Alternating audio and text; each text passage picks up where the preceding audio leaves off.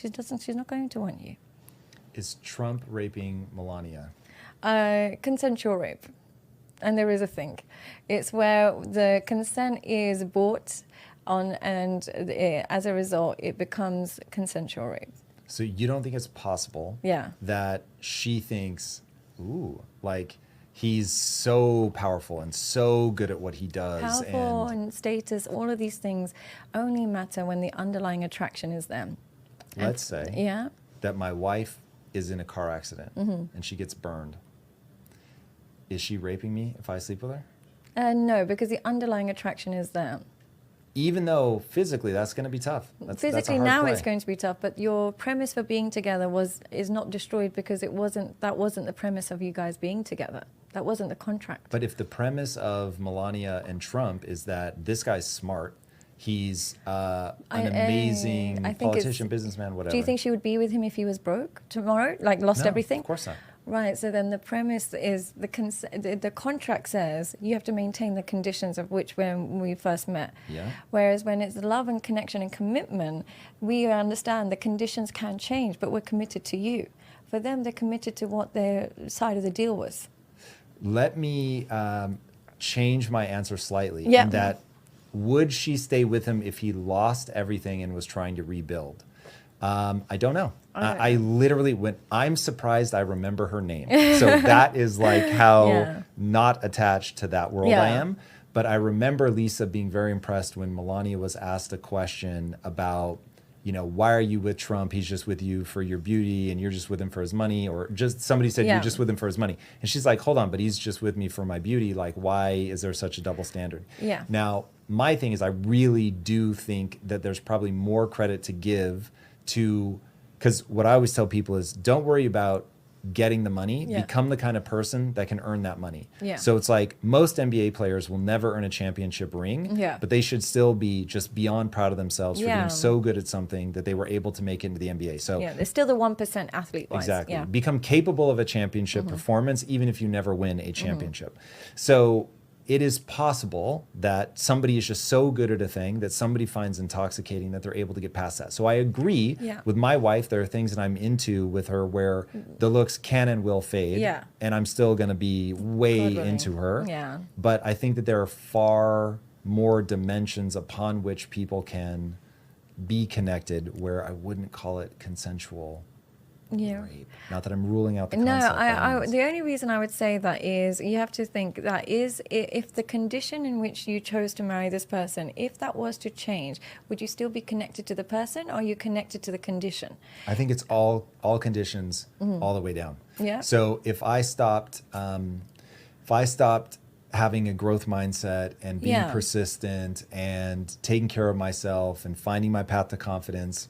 I agree, and same with my partner. I would say the conditions are you have to be kind to me, you have to be loyal to me, you have to be loving to me. Those conditions have to be met. But my underlying and your underlying conditions are not transactional. They're more mutual. They create mutual connection. Whereas for some people, those conditions don't create connection. They are just conditions. So it is just rich. You stay beautiful. You stay rich. And once either of us breaks the contract, we go because there's no actual connection in that creates longevity. Which here's the thing. I have no problem with transactional relationships. I actually think in this day and age, I can actually understand why a woman would say, you know what, you can't trust men anymore. They all cheat. They all do all this nonsense. I'd rather be with a rich guy, have all my kids with a rich guy, and then if we get divorced, we get divorced. I completely understand that guy. And similarly, I totally understand the man that says, you know what, women, they're all the same headache. They all want the same thing. Why would I be with one that doesn't give me any sex when I could be with a young girl that's constantly got energy and she gives me sex? I totally understand the transaction. But what I don't understand is the delusion behind it. If you know that's what you're going for, don't expect intimacy from that connection. So I'll meet people in those relationships where the man genuinely believes there's an intimate, long-lasting, monogamous connection. But it's not possible. If you're I agree with doing absolutely anything you want, just don't be delusional about it. If you're dating a woman half your age that doesn't speak the same language, totally fine you're using her for her beauty, but expect her to be using you for your looks. men are genuinely believe, no, she loves me. She loves me because of the term hypergamy, because I'm more powerful and more successful. Women only care about those things more once they're fundamentally attracted to you. They have to be attracted to you first, then we give a shit if you're intelligent and powerful and successful. But if that underlying attraction is not there, then we're just using you. And the underlying attraction can't be there when there's a significant age gap. Some people will say, no, it can. 90% of the time when couples like that happen, she always leaves with a younger man. She'll leave with the broke personal trainer. She'll leave with somebody that's around her. Because here's the thing with women, we fall in love with connection, and we have the most connection with people who are similar to us. And when we've got huge age gaps, he might be gorgeous, but we are not connected to somebody that is from a completely different generation or anything. They're just not connected. So this is something that men forget. So what is it then that causes a woman to really fall for somebody? Like, what should guys be aiming at? She has to be naturally attracted to you first and foremost. So she can't fall in love without some element of her natural. Based on what? What, like, her if guys are going to go physicality. collect skills or attributes, what are the skills, attributes that women find enticing? Well, outside of her naturally being, I always choose women who are attracted to you. I always say to men, you will never, ever get the same level of respect and love from a woman who's not attracted to you. Choose a woman who's attracted to you. When you try and bypass that because you want a woman above, out of your league, and you just want that, she can be out of your league as long as she's still attracted to you.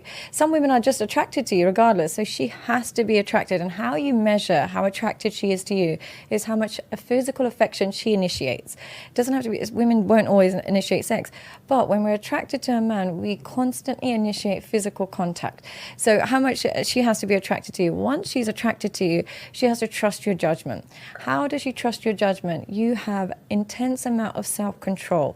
You, with all areas of your life, you're controlled with your money, you're controlled with your food, you're in control with you know, your intelligence, everything. You have self-control. If you are impulsive and you are chaotic, some women will find that attractive, but they are usually also very impulsive and chaotic women.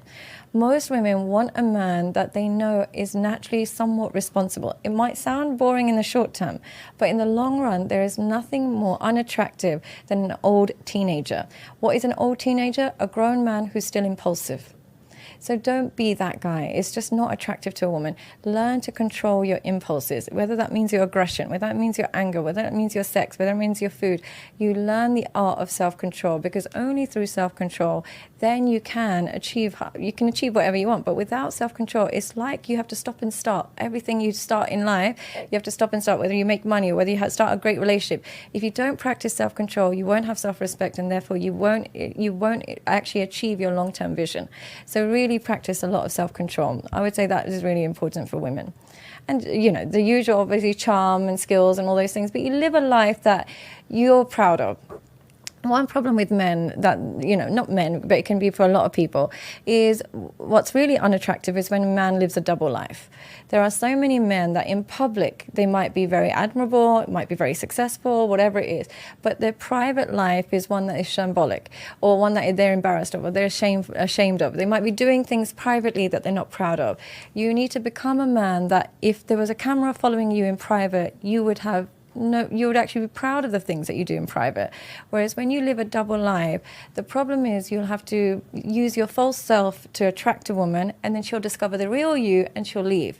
And you almost, you know, are always tiptoeing around women because you know that if she knew the real you, she wouldn't be attracted. So the key is to become a person whose private self is congruent with their public self. And as a result, you'll be more attractive. I know that's a very vague answer, but essentially we're attracted to a man that is able to look after us, and that requires responsibility.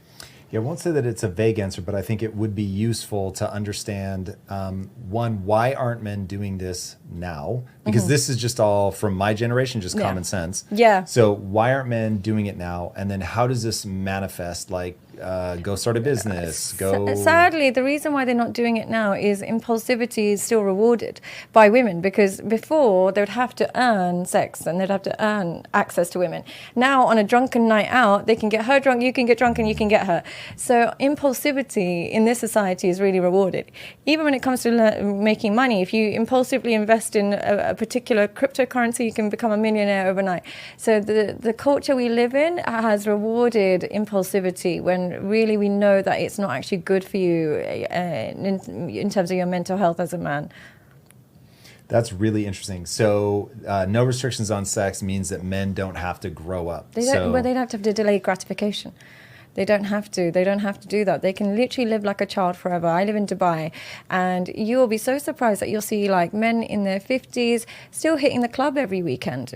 You forget your age in a place like Dubai, because there'll be men that are in their 40s and 50s and they still hit the club every night and they still feel like they're young. Now they're like, and they'll say, but my body's young, I look young, there's no problem. But you're not young. I'm not saying you're old, but you're not. You should be responsible at this age and stage. And they almost see it as like a badge of honor that they're 45 and they're still getting girls and they're still going into the club, and that's something to be embarrassed about, because your self-control should have inhibited that